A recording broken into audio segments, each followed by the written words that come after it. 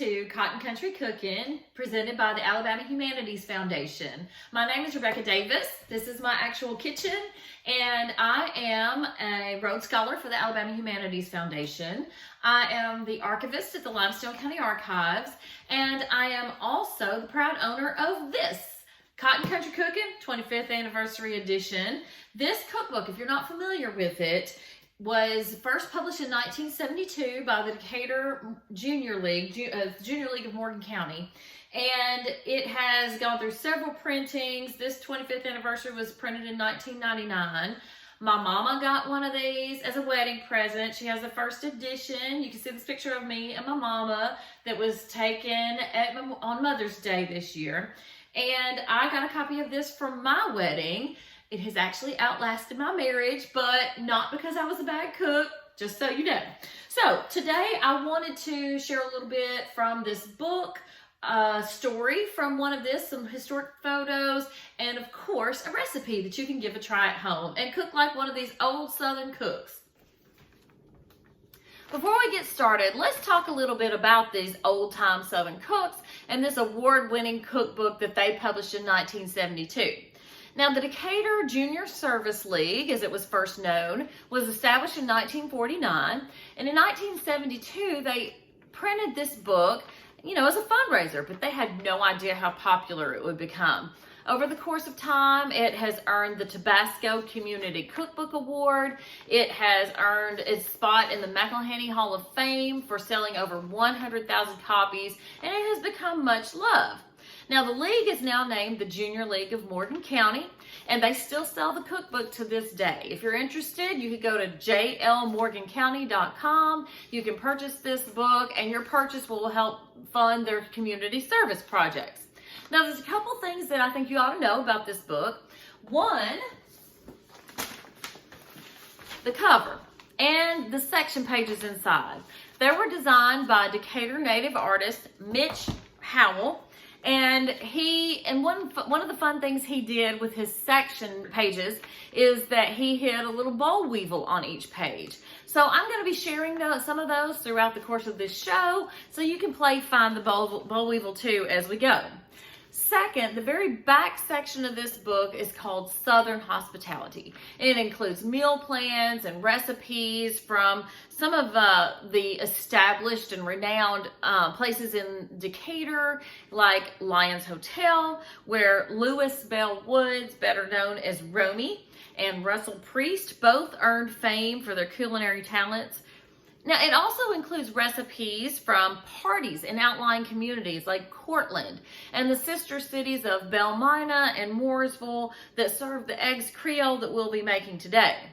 Now, Mooresville and Belle Mina are actually in Limestone County, across the river from Decatur. But I'm the Limestone County Archivist, so we're going to be looking at those today. Now, Mooresville was founded by brothers Robert and William Moore in 1808. It was incorporated on November 16th, 1818. It was actually the first town to be incorporated by the Alabama Territorial Legislature. And you can see it on this 1818 map of Alabama from the Alabama State Archives. Now, by that time, the town's tavern, which is still standing today, was already an important stagecoach stop between Decatur and Huntsville.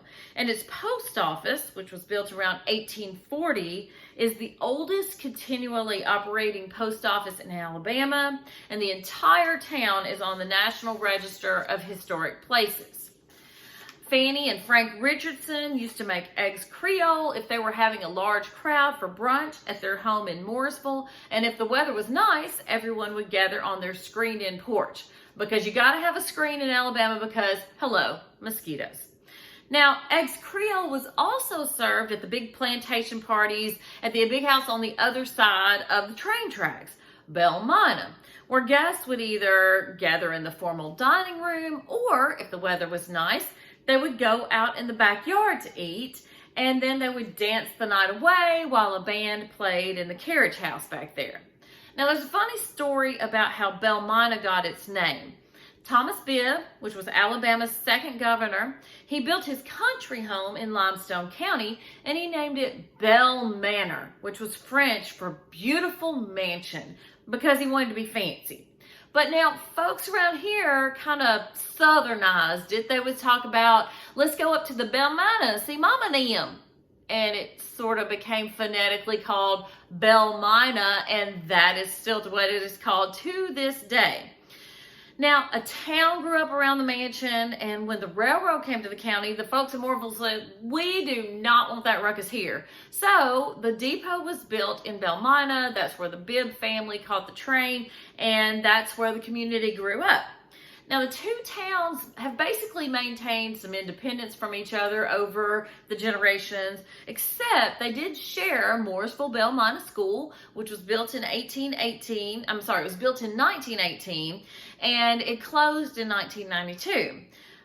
Maybe one of these young ladies that were in this homecoming court later shared her recipe in this book, or maybe one of these basketball players did. At any rate, eggs Creole was a favorite in these cross-the-river towns.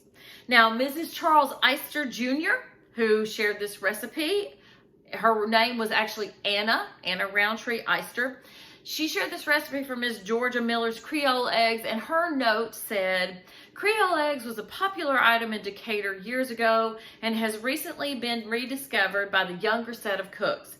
A really good brunch dish with hot fruit casserole and ham. So let's try her recipe today.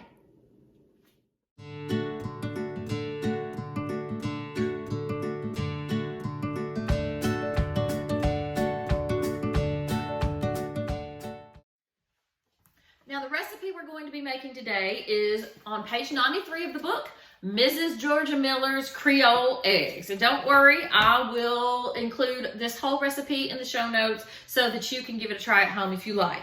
It calls for half a cup of butter, always use real butter, 3 tablespoons of flour.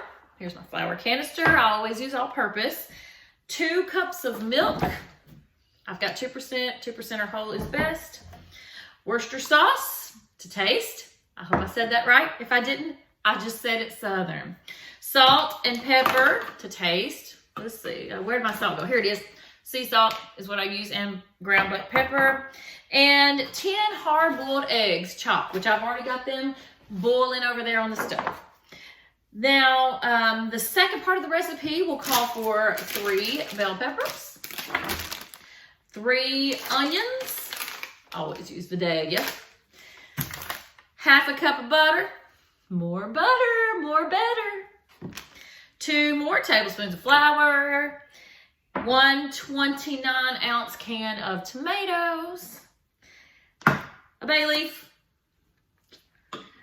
salt and pepper to taste, and cayenne pepper to taste, and buttered crackers.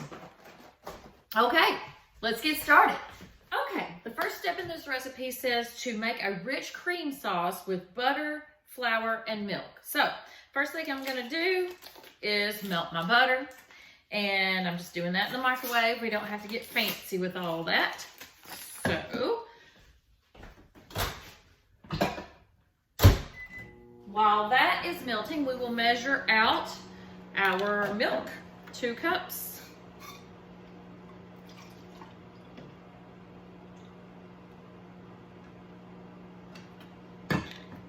And we'll get 3 tablespoons of flour.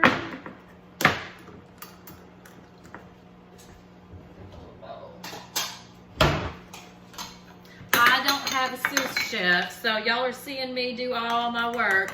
Maybe I'll delete some of this out in the post-editing, and maybe I won't. Maybe y'all just see how a real cook cooks. All right, 3 tablespoons of flour. Rich cream sauce, butter, flour, and milk. Alright, got my handy dandy whisk. By the way, this was my grandma's brown drip pottery. We're also going to use my other grandma's cast iron skillet. I love being able to use my mama's and my grandma's stuff when I cook.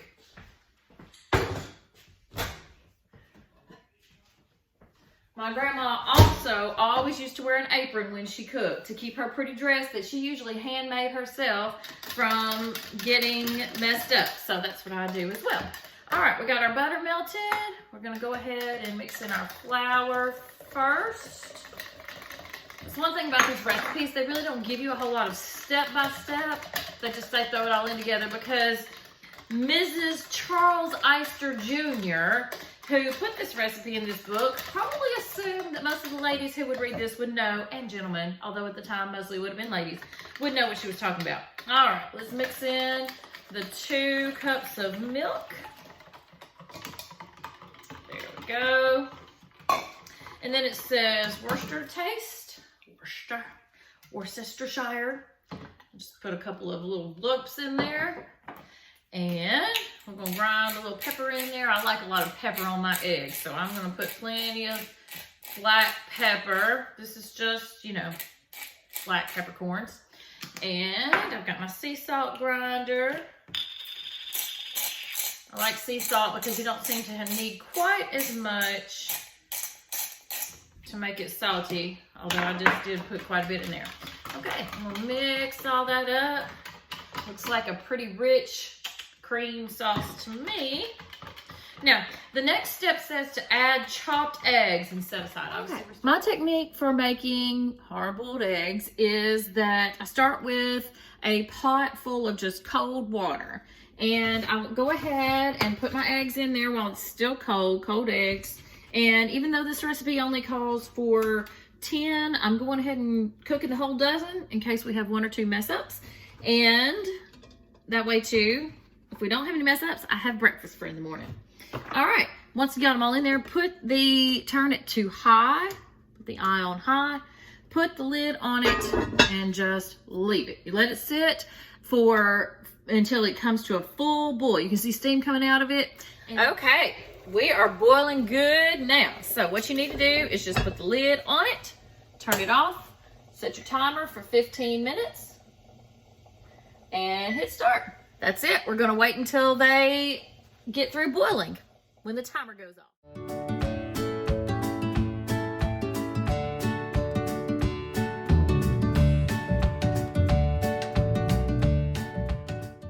Okay, the timer has gone off on the eggs, so we're ready for the next step in this process. You can see they're good and steamy, super duper hot. It should be done. We will find out when we crack them. But before we do that, what we need to do is take them out of this boiling hot water and immediately put them into an ice water bath. This will cool them down very, very quickly. This will keep them from cooking anymore. And then after we let them set for just a little bit, the peels should just slide right off of them. Easy peasy lemon squeeze. Okay, moment of truth on the eggs. Let's see if they peel as promised. So I like to crack them and kind of roll them around a little bit. I don't know if you can see what I'm doing. Okay, roll them around. And I've got a trash can over here. I'm not just throwing things on the floor. All right, let's see. Let's stick it a little bit. Probably didn't let it cool much, but it's a pretty well peeled egg. All right, rinse it off. And I'll go ahead and be doing the rest of those. Okay, so we have our 10 hard-boiled eggs. I don't know if you see them. And, oh, there goes that one. And it calls to chop them. I'm just going to mash them because we're making creamed eggs anyways. And so I'm going to use my potato masher to just mash them. All right, it makes pretty quick work of those hard-boiled eggs to get them all chopped up and ready to cream. And then the next step, there we go. Eggs. All right, some good old chopped eggs right there. And then the next step is to pour in that cream sauce that we made earlier with the butter and flour and milk, Worcester, salt, pepper. Okay, and so I'm just gonna mix these up, all this up, just like you mix up mashed potatoes.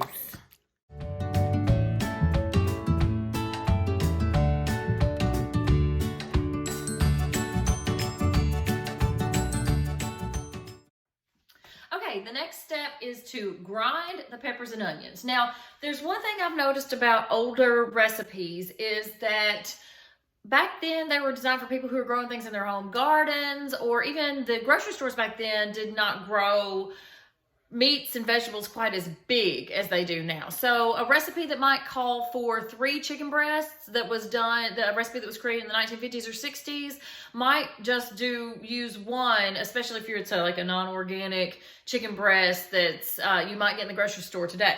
So this called for 3 bell peppers, but the bell peppers I got are large and this one's a little funky. So I think to keep from overwhelming our recipe with peppers, we're going to just use these 2. And then it also called for 3 Vidalia onions. These are kind of normal. Well, it called for 3 onions, but I like Vidalias. So these are kind of normal size onions. So I'm gonna cut these up and put them in the food processor. Okay, I've already processed my peppers. They turned out kind of frothy, but that'll be okay. It'll all kind of cook away whenever we cook it up in the butter anyway. Next, I'm gonna process my onions.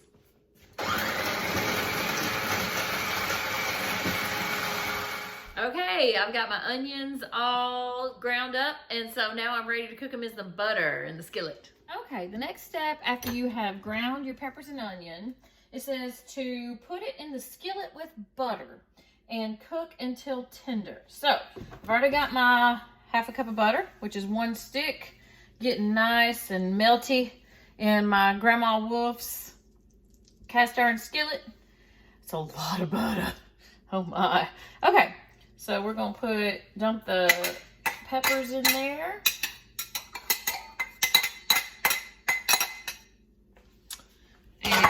And dump these onions in here. They've been sitting in here too long. Okay. Now, it says to cook until tender. And this is a lot of liquid, so I'm going to cook it until some of the liquid is down too. It looks kind of weird, I know. But we're going to cook it until it's good and tender. Kind of stirring every so often. Okay, this is starting to cook down a little bit, so the next step says to add 2 tablespoons of flour and stir. That'll thicken it up a little bit. Woo! Good and green. Stir all that flour in. It smells good, I can tell you that. And then the next step is to add tomatoes.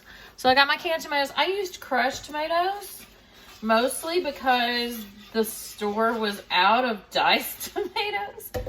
And so, and 2, my kids are not big fans of big chunkity chunk tomatoes. So this sort of disguises vegetables. Anytime I can, even though my kids are teenagers now, I still sneak in vegetables, sneaky, whenever I can. So, this makes it almost more like tomato sauce.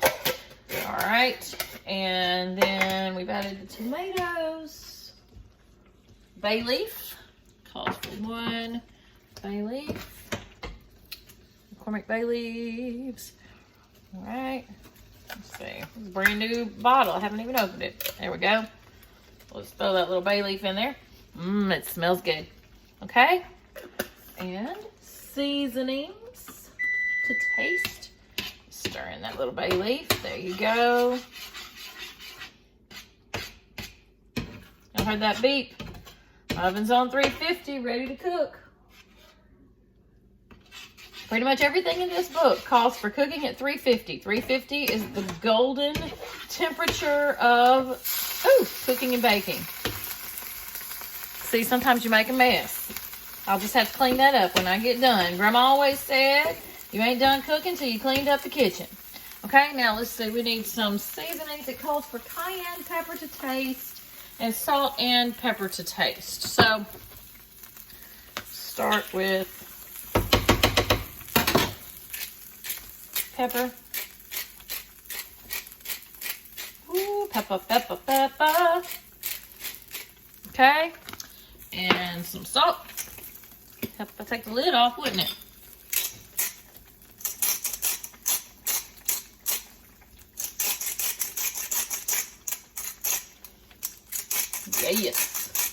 Now, let's get and call for it. Usually I like, if it's calling just for some kind of seasonings, and I'm reaching into my cabinet here, I like to use a little seasoned salt or Cajun seasoning. And since these are Creole eggs, to me, Creole seasoning goes on anything. So I've got some original Creole seasoning. So I'm going to put a little of that on there. Even though the recipe didn't call for it, I always kind of doctor things up just a little bit. And then, because we like seasonings. Ooh, look at it, it's all bubbly. Okay, and then I had to open up my cayenne pepper. And then we've got, ooh, that's a lot of cayenne pepper. It's gonna be spicy. Okie doke. So we're gonna mix all that up. Ooh, it's getting all thick. The flour is making it more of a gravy texture. Mix in all those seasonings. Ooh, that looks good.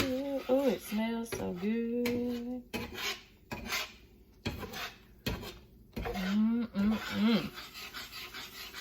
Stir it up.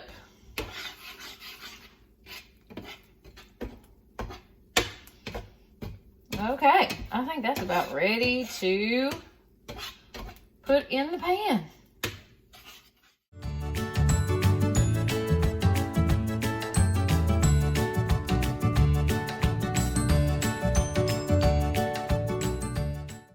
Okay, as I got ready to assemble this, I thought, it says to put layers of the dressing and the creamed eggs in the casserole dish, but I thought there's no way this can layer.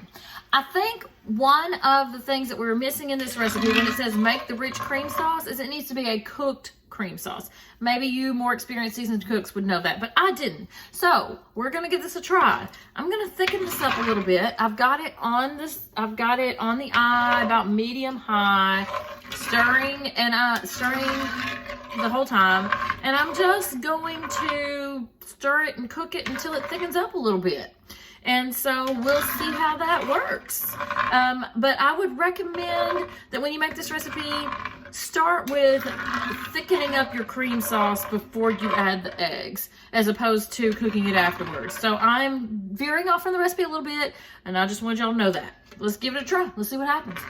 Okay, I've been cooking and stirring for a couple, 3 minutes now, and it's really starting to thicken up. You can see the difference in what I was doing and what it was before and what it is now. I'm gonna stir it for maybe a minute or two until I think it's a good, I don't know how to say it other than a good goopy consistency. Something that's not too liquidy so that it doesn't just pour all over, but that it's kind of goopy, and then once it cooks, it should firm up.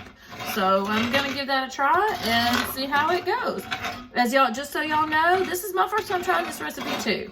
Part of the whole deal with this endeavor was to experiment with some of these old time recipes, because as much as I have my grandma's tips for making certain things and my mom's and these recipes, there's a lot of things I've never made and you can't always find on All Recipes or some of the other, or Pinterest or some of the other sites out there. And so we're all learning together.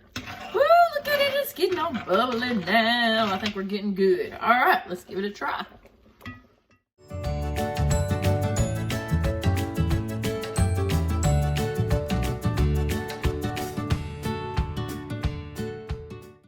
Okay, the next step says, in a greased baking dish, alternate layers of the Creole dressing and creamed eggs. So we're gonna grease our baking dish. We're gonna do this the easy peasy way.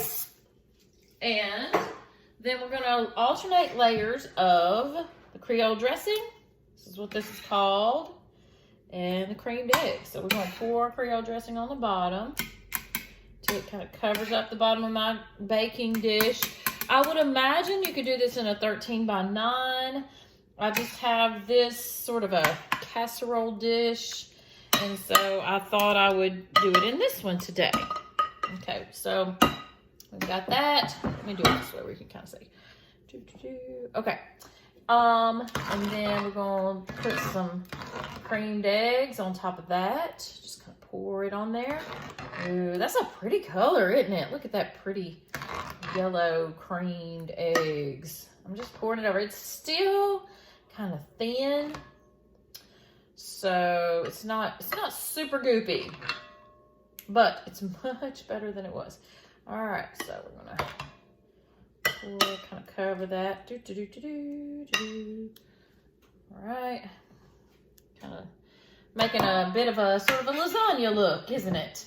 All right.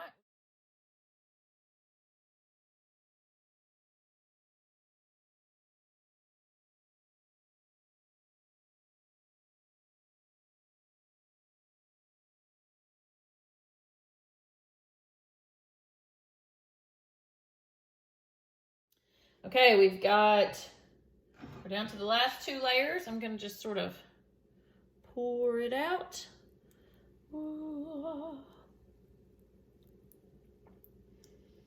Let's see.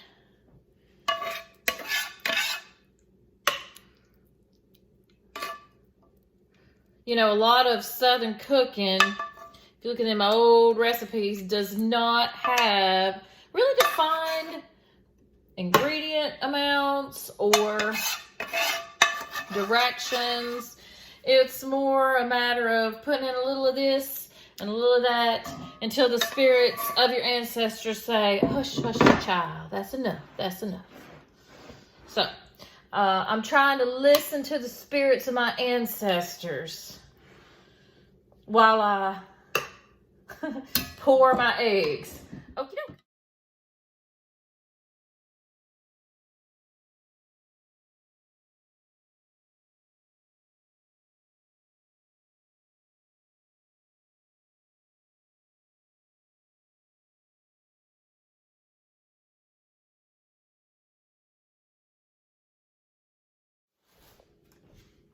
Okay, the last ingredient before we put this in the oven is buttered cracker crumbs. It doesn't, to put on the top. Now, it doesn't call for how much, but I can tell you it's probably a sleeve. And this is my favorite thing. Just leave it in the sleeve.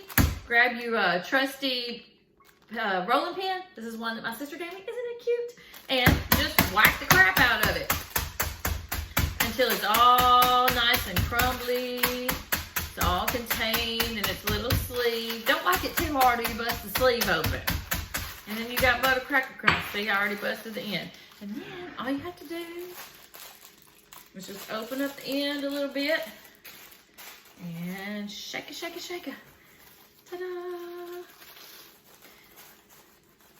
Until your whole casserole is covered on top with cracker crumbs, because it is not a Southern casserole dish without some kind of cracker crumbs or corn flakes all smashed up and sprinkled on top. Breadcrumbs. It's got to have something crunchy on top if we're going to call it done. So, this is what the final product before cooking looks like. We'll stick it in the oven for 20 minutes at 350 degrees, and we'll check on it in 20 minutes, see if it's brown, bubbly, not too goopy, and see if it's done.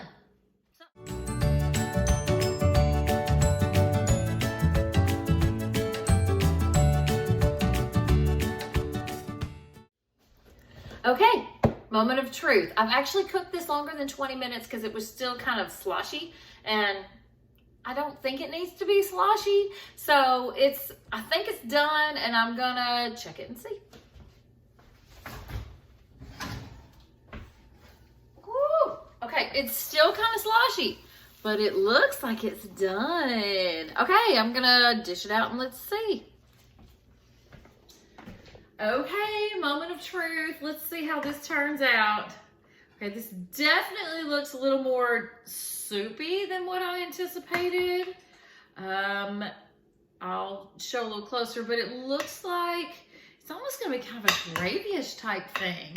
So this is what I have. There we go. It's hot. Okay, it's definitely not set. It's more soupy. I guess that's to be expected with hard-boiled eggs. And so this is what we have. These are the Creole eggs. I'm serving it with a hash brown patty and a sausage patty from the local hometown grocery store. I'll tell you my honest opinion about this. All right, so I'm getting a bite that includes a little of the topping, a little of the eggs, a little of the Creole dressing. Oh, it smells good. My mouth is watering. Okay, it's got a really good flavor. The texture is a little weird. It's a little soupier than what I thought it would be, but I think it would. Everything is good if you put it on a biscuit, right? I think with a little biscuit or toast to kind of sop it up, I think this is a really good sort of side dish for a breakfast. We're having breakfast for dinner tonight in my house with this. Unfortunately, I don't have any biscuits. I know, please don't take away my Southern card. But altogether, now I like eggs. I like, Cajun seasoning and stuff. It's a really good flavor. It's definitely more of a gravy texture than what I thought it would be. I thought it'd be more set. I mean, maybe you could put in a little more flour or maybe some cornstarch to set it a little more if you want something that's more of a casserole type texture. Or maybe I just did something wrong. But at any rate, I like it. I think I would tweak it a little bit. But all in all, maybe with some biscuits. And like I said, sausage. Now, this is from my hometown grocery, which I just love. They grind their own sausage. And so I made these patties. It's very good with the sausage patties and the hash browns. So just with a little bread too. I think you've got a really good breakfast or brunch dish. So that's my take on it.